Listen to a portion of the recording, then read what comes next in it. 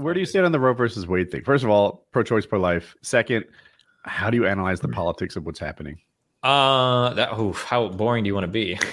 Really, you think this is boring? Maybe Well, the viewers there's out two there things. So disagree with you. I'm pro-choice morally and philosophically. I'm very pro-choice. As a matter of law, I kind of think it should be in a vacuum. It should be left to the states because it seems to be a very contentious issue still. So it seems kind of mean for the federal court or especially the Supreme Court to decide that thing.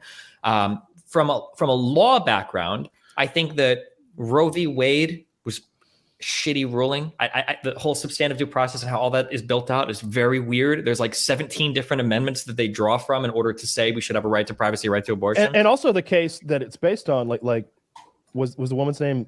It was Roe. Roe, and then there was Casey v. Planned Parenthood later, but yeah. But she falsified her story. That didn't happen.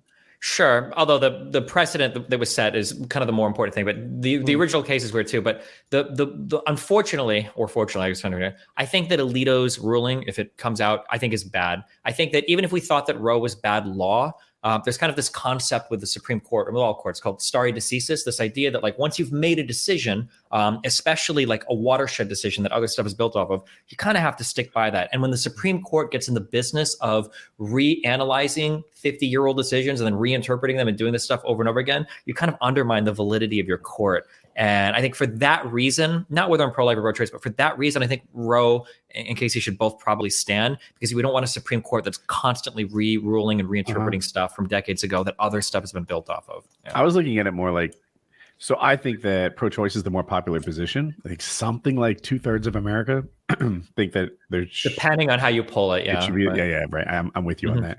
And I was wondering if it could have a positive effect for the Democrats. Given that the Roe versus Wade threat always seemed hypothetical and not a problem, and now it's like, holy shit, it's a saving grace. If you're a Democrat, you're like, please get rid of Roe v. Wade because Biden. I love Biden. By the way, he's done an amazing job as president. Fuck all three of you if you don't think so.